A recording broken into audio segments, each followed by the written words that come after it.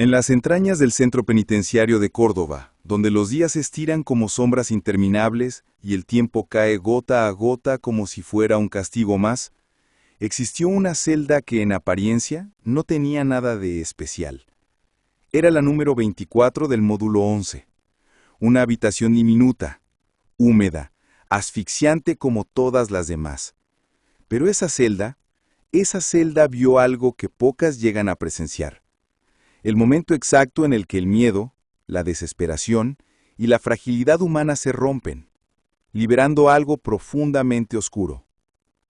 Este es un caso real, y aunque ocurrió hace años, su eco sigue vivo en los archivos judiciales y en las memorias de quienes tuvieron la desgracia de cruzarse con sus protagonistas. Hoy te voy a contar la historia de Víctor Manuel y Jesús María, dos hombres encerrados entre los mismos muros, pero atrapados en mundos completamente diferentes. Un relato que empieza con convivencia forzada y termina con sangre derramada. Víctor Manuel, español, 28 años. Un hombre que había transitado por la vida sin demasiados éxitos, cargando sobre sus hombros una leve debilidad mental, esa que no lo incapacitaba, pero sí lo hacía vulnerable, manipulable, frágil. Tenía un carácter sumiso que, en prisión, un entorno donde solo sobreviven los fuertes, lo condenaba desde el primer día. Jesús María, por otro lado, era un joven marroquí de solo 18 años, conflictivo, explosivo, un preso difícil, con un comportamiento antisocial que ya había causado problemas en varios módulos. Era el tipo de persona que convierte el encierro en infierno para los demás, especialmente para aquellos que no saben o no pueden defenderse. Durante una semana compartieron la misma celda, 7 días. Pero en un lugar como ese, una semana puede sentirse como una vida entera. Desde el primer momento Jesús María había convertido la vida de Víctor Manuel en una pesadilla. Le arrebataba la ropa, el tabaco, el dinero. Le quitaba incluso el derecho a sus propias pertenencias más simples.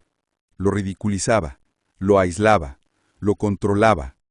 Y todo esto mientras convivían a pocos metros, respirando el mismo aire saturado de humedad y rencor. Pero lo que nadie imaginó es que dentro de la mente siempre silenciosa de Víctor Manuel, algo empezaba a hervir, una irritación constante, un desasosiego que cada día se hacía un poco más grande.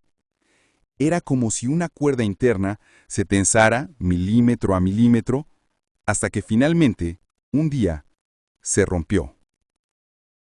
La noche del 19 de junio de 2002 cayó como tantas otras en aquel módulo. Luces tenues, portazos metálicos, conversaciones en susurros, algún grito lejano, nada fuera de lo habitual.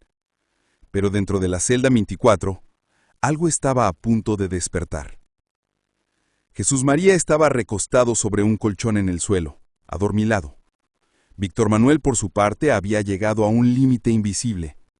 Los días de abusos, humillaciones y tensiones habían creado en él un estado de ofuscación violento, una especie de cortocircuito emocional. No era locura, no era inconsciencia total, era un estado pasional intenso, una tormenta interna que nublaba la razón. Y entonces ocurrió.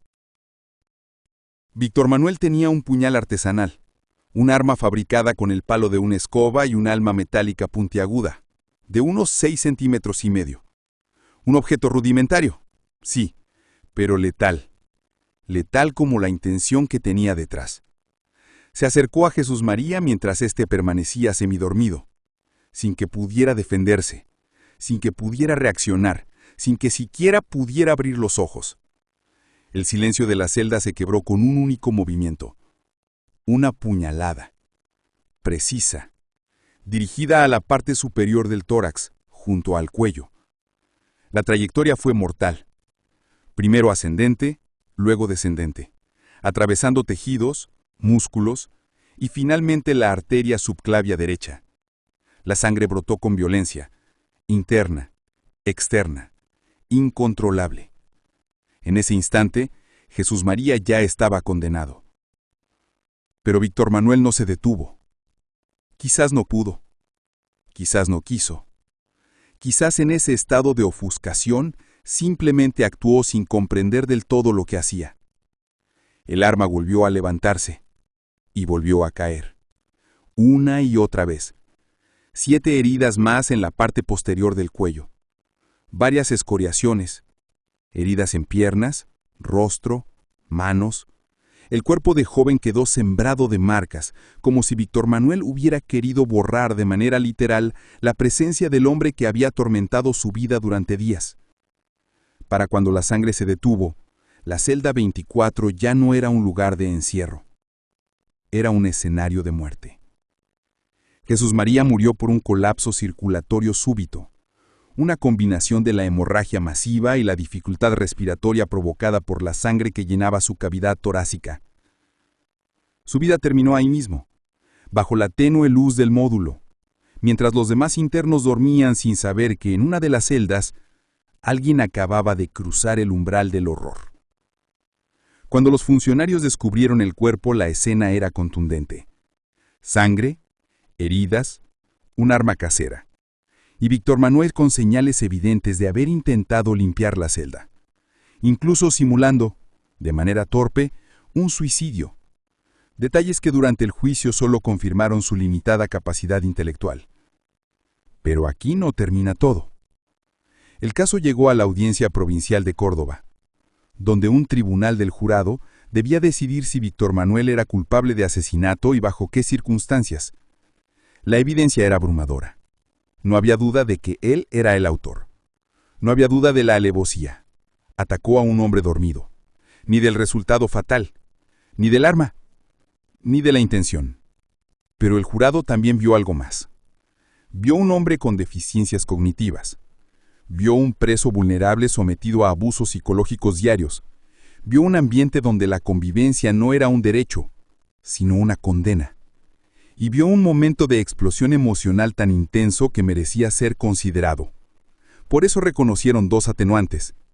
Una extremadamente cualificada de arrebato u obcecación. La otra, analógica, por su debilidad mental. Ambas disminuían la gravedad de su responsabilidad, aunque no la anulaban. Aún así, el delito seguía siendo asesinato, y la pena debía imponerse.